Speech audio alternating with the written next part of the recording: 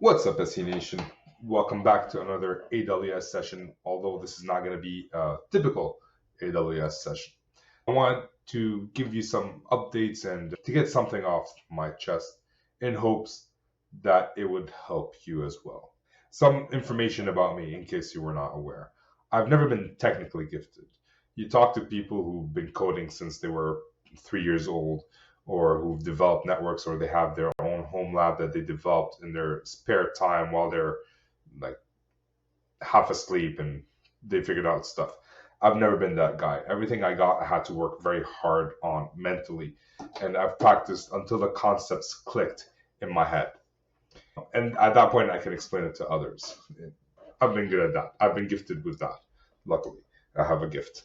So learning something new like AWS has not been easy, and I've been struggling with it. And I want to share with you some of these struggles. The main thing I've been struggling with is, one, it's boring.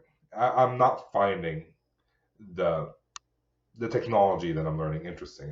And cloud, like, I'm a networking guy, even when I was in the networking world. Unless I was working with something and building something, I found it boring. So I'm finding this boring, which makes it very hard for me to actually want to do it. But yet we still persevere and we still do what we have to do, because I just sent my kids to school. They didn't want to go to school. They say it's boring. And we tell them, you got to go, you got to learn. Same thing goes for me. Whether it's boring or not, it doesn't really matter.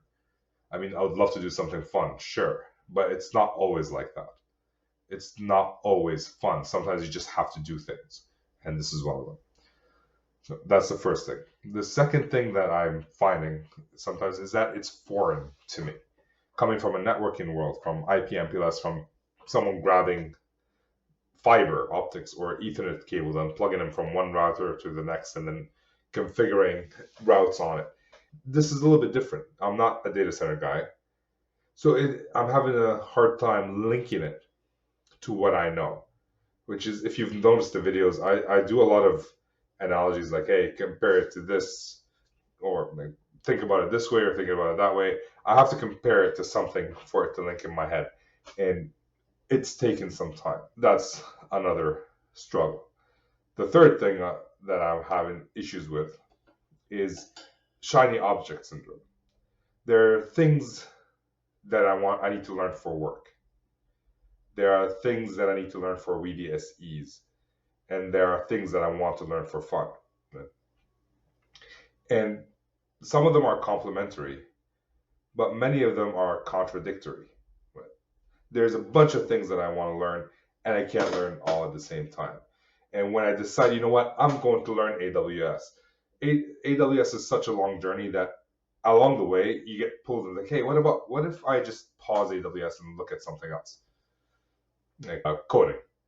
I want to build a new website for VDSEs. Maybe I should just go and do coding for a little bit so I can build a website for VDSEs. And then I think, like, no, I committed. I'm doing AWS, so I have to go back to doing AWS. So shiny object syndrome is a lot. And then, you have to prioritize things. And not just the things that you need to learn, but life in general.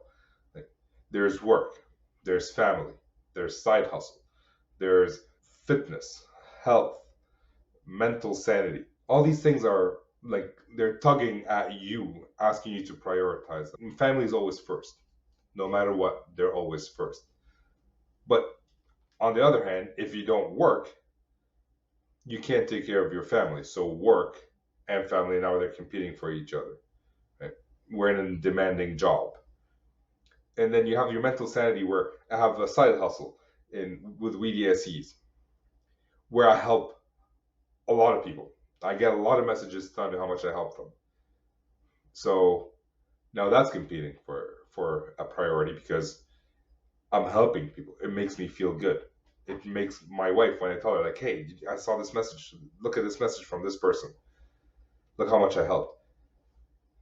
All of these things are competing. And when you need to learn and you have all these things competing, how do you prioritize that? Which is, if you look at Stephen Covey's 4 quadrants, it's important, but not urgent. How do you prioritize that quadrant? And frankly, something else I'm struggling with is sometimes it's hard. It's a hard concept to understand in some cases. And I have to watch the same video 3 or 4 times. I have to stop the video, take something that they said and go on ChatGPT or go on Google or go on AWS documentation and look it up and understand. And then I have to go back and say but how did it work before cloud? Let me research that so that maybe it'll link up in my head. So not everything is easy, bottom line. I'm not putting this out there for sympathy. I'm good. I'm in a happy place. I'm good. I want to put this video out to show you that I'm struggling. Mainly for those who are also struggling to learn something new. To know that someone like me, not to toot my own horn, that's a sentence. I'm an experienced sales professional, SE, solution specialist, whatever you want to call me. I had certifications in networking. I am known in the industry and have credibility. Is struggling. So it's okay that you're struggling as well. I don't have solutions for you today. The only solution I can think of is you just keep going. I want to give you permission, for whatever it's worth, that you can struggle as well. There's nothing wrong with that. You can struggle for weeks, for months, for years, as long as you keep going forward. And even if you cannot tell, you're improving.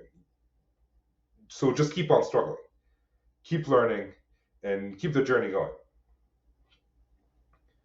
You may have to pivot at some point. You can self-reflect and see that. But you have not failed until you quit.